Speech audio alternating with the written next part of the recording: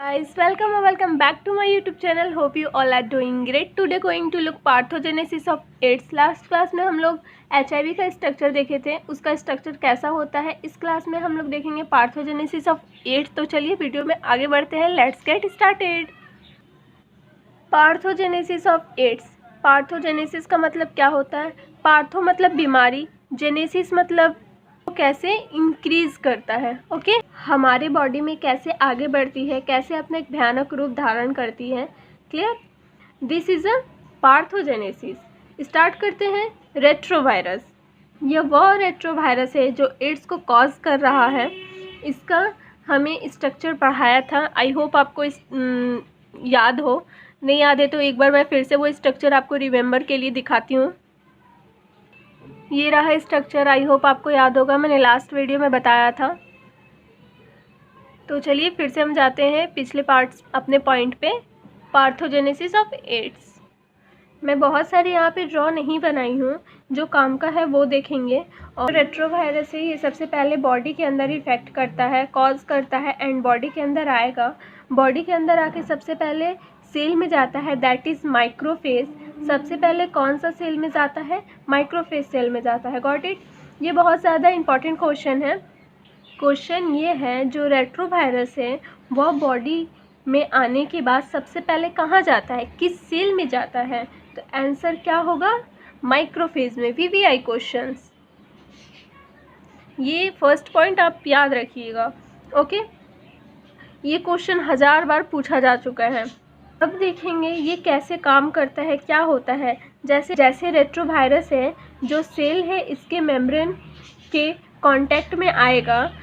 First step में क्या होता है? इन फर्स्ट स्टेप ये क्या करेगा, अपना जो SSRNA है, मतलब सिंगल स्ट्रैंड RNA है, ये फ्यूज़ करेगा मेम्ब्रेन के अंदर भेजेगा. यहाँ पे आप देखिए, ये फ्यूज़ करके क्या कर रहा है, मेम्ब्रेन के अंदर भेज रहा है. जैसे मैंने आपको यहाँ पे दिखाया है, ये फ्यूज़ करके अंदर भेज रहा है. यहाँ पर जेनेटिक मटेरियल या SSRNA को एंट्री करवाएगा. फर्स्ट स्टेप आपको समझ में आया होगा, आई होप. सेकंड स्टेप में क्या करेगा, ये जो रिवर्स ट्रांसक्रिप्टेज है, रिवर्स ट्रांसक्रिप्टेज की मदद से RNA से HIV DNA बनाएगा. ये कौन सा DNA बनाएगा? HIV वाला DNA, जो बीमारी करता है. तो चलिए यहाँ पे थोड़ा सा मैं रिवर्स ट्रांसक्रिप्टेज के बारे में बात करूँगी. ओके, तो चलिए मैं यहाँ पे डिस्कस कर रही हूँ. ये जो एंजाइम है, इसे पढ़ाने से पहले मैं सेंट्रल डोग्मा के बारे में थोड़ा सा आपको थोड़ा सा बताऊँगी कि वॉटसन एंड ग्रिक ने दिया था, जिसने DNA के स्ट्रक्चर और डबल हेलिक्स दिया था, जिसमें ये भी ग्रीक साइंटिस्ट थे जिन्होंने दिया था सेंट्रल डोग्मा. इसका क्या मतलब है? DNA का क्या मतलब, उसका क्या मतलब है? जो DNA से बनता है mRNA और उससे प्रोटीन बनता है, जो हमारे बॉडी में सारे फंक्शन संभालता है. ये जो प्रोसेस है जिसमें DNA से RNA बनता है, उसको नाम देते हैं ट्रांसक्रिप्शन. यहाँ पर आप एक एंजाइम देख रहे होंगे जो mRNA को DNA बना सकता है. यानी कि ये जो प्रोसेस है वो जस्ट उल्टा कर सकता है, रिवर्स कर सकता है, फिर से रिवर्स कर सकता है. एंजाइम का नाम क्या है? Reverse transcriptase. यानी ट्रांसक्रिप्टेज प्रोसेस में वो DNA से RNA बनाने को उल्टा कर दिया. इसका मतलब क्या बनेगा? अब बनेगा RNA से DNA. Got it?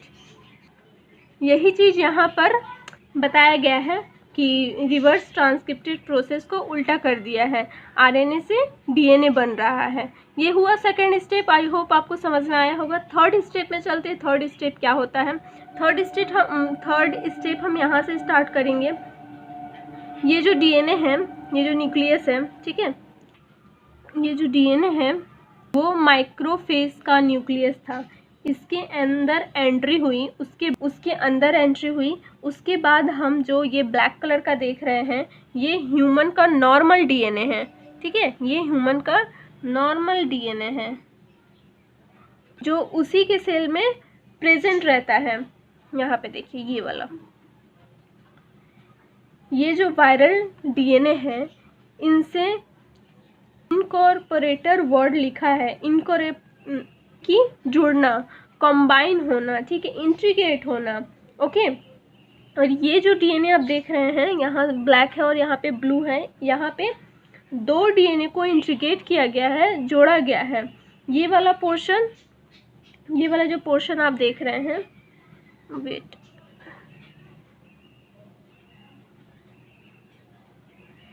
आप देख सकते हैं यहाँ पे मैंने ब्लैक कलर से बनाया है और यहाँ पे मैंने ब्लू कलर से बनाया है।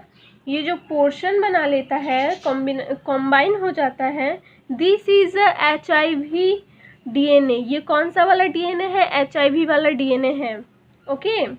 यानी कि अब सेल है कौन सा? माइक्रोफेज। ये पूरी तरह से HIV वायरस के कब्जे में आ चुका है। अब ये पार्ट का जो डायरेक्शन है डीएनए, सारा डायरेक्शन ये वाला डीएनए देगा, मतलब ये वाला जो है वो सारा डायरेक्शन देगा डीएनए का। ये जो सेल है वो पूरी तरीके से HIV के कब्जे में आ गया है। फिर से ये जो डीएनए है, ये डीएनए वो वही सिंगल स्टैंड RNA बनाएगा जो वायरस के अंदर प्रेजेंट है। वो क्या बनाएगा?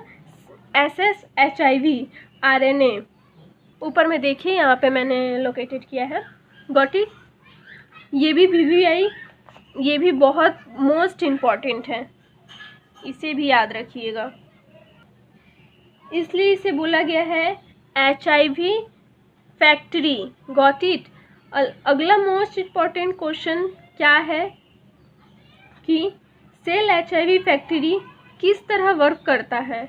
याद कीजिए, क्या देखेंगे? जो ये दिख रहा है आपको, अफेक्टेड डीएनए, यही बार बार SSRNA बनाया, इसी को SSRNA बनाया जा रहा था। ये बहुत सारे बन रहा है, यहाँ पे आप देख सकते हैं। यहाँ से SS जो सिंगल स्टैंड RNA है, वहाँ से बहुत सारे क्या बनाया जा रहा है? डीएनए। यहाँ पे मिलियन डीएनए बनाया जाता है, बट मैं यहाँ पे आपको 3 ही दिखाई हूँ, जिसका नाम दिया गया है क्या? HIV factory. क्या नाम दिया गया है? HIV factory, okay. ये भी मोस्ट इम्पॉर्टेंट क्वेश्चन है, इसे भी आप याद रखिएगा। फर्स्ट क्वेश्चन किस सेल में आता है? मैं एक बार फिर से आपसे पूछती हूँ, फर्स्ट क्वेश्चन में किस सेल में आता है? सेकंड क्वेश्चन क्या था? HIV फैक्ट्री किस सेल को बोलते हैं और क्यों बोलते हैं? इसलिए बोलते हैं क्योंकि वे बहुत सारे वायरल mRNA बनाता रहता है, गॉट इट। इस स्टेप के बाद क्या होता है? ध्यान दीजिएगा आप लोग, यहाँ पे एक RNA है, ये आया, ठीक है। बस यहाँ पे मैंने 3 ही इंक्लूड किया है, 1 2 3, ऐसे तो मिलियन होते हैं। ये जो RNA है ये क्या करेगा? ये आगे चला जाएगा, गॉट इट, ओके। अपना जो वायरस का स्ट्रक्चर है उसमें दोबारा यह दूसरा वाला स्ट्रक्चर है, वो वाला स्ट्रक्चर था। ये जो है यहाँ पे एक्स्ट्रा बनाई हूँ, ये देखिए यहाँ से बाहर आ गया, इसने राइबोस को डायरेक्शन दिया, ओके। क्या डायरेक्शन दिया? कि प्रोटीन बनाओ, ओके। ये बाहर निकल के क्या डायरेक्शन दिया? कि प्रोटीन बनाओ, वो प्रोटीन जो हमारे काम के हैं, ठीक है।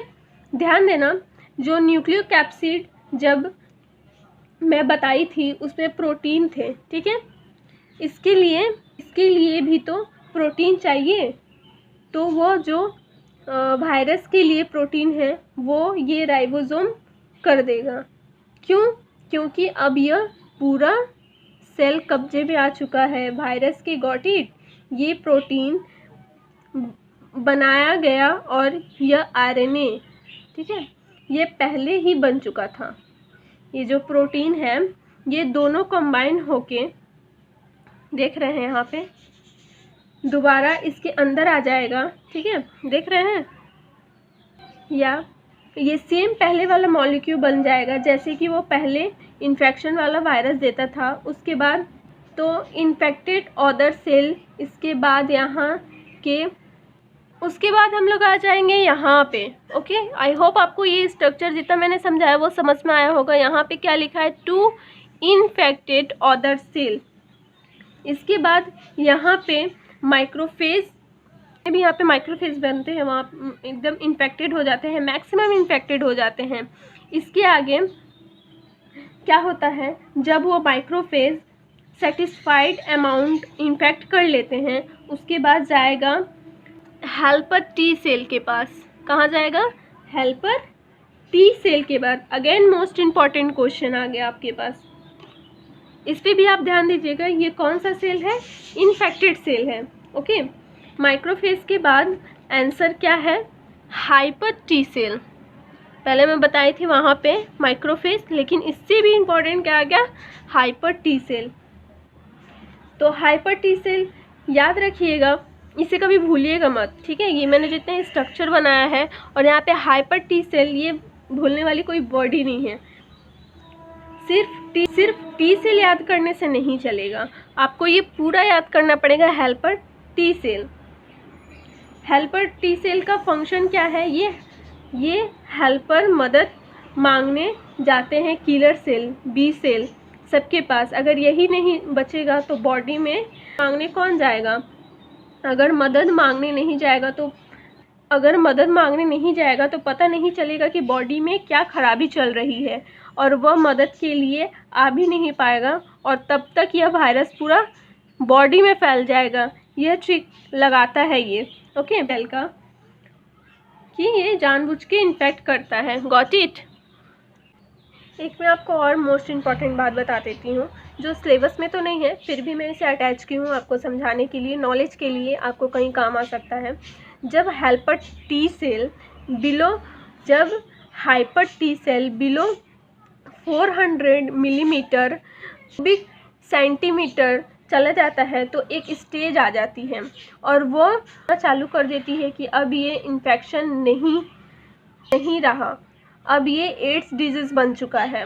Got it. ऐसे ही ये काम करती हैं, 200 तक चली जाती हैं, ठीक है। 400 से कितना तक आ जाता है, 200 तक आ जाता है, और उसके बाद हालत ख़राब हो जाती है, ठीक है। यह थोड़ा नॉलेज वाली कॉन्सेप्ट वाली बात थी, जो किसी बुक में नहीं दिया हुआ, एनसीईआरटी में भी नहीं दिया हुआ है। तो चलिए एक बार हम फिर से रिवाइज करते हैं जो मैंने आपको शुरू से पढ़ाया ओवरऑल। ओके, तो चलिए एक बार रिवाइज करते हैं क्या हुआ। कंबाइन हुआ, वायरल डीएनए बन गया, उसने फिर ये सिंगल स्टैंड एक बाहर भेज दिया, और एक राइबोसोम के पास भेज दिया। ओके, अब बोला प्रोटीन बनाओ, क्या बोला, प्रोटीन बनाओ, और फिर दोनों को बाहर भेज दिया। और ये जो अगला वाला वायरस है, ये बाकी सेल को भी इफ़ेक्ट कर देता है, और हाइपर टी सेल को भी इफ़ेक्ट करेगा। ये आपके लेवल की पार्थोजेनेसिस थी, जिसमें हर कुछ कवर किया गया है। आई होप आपको ये समझ में आया होगा। Okay, thank you so much.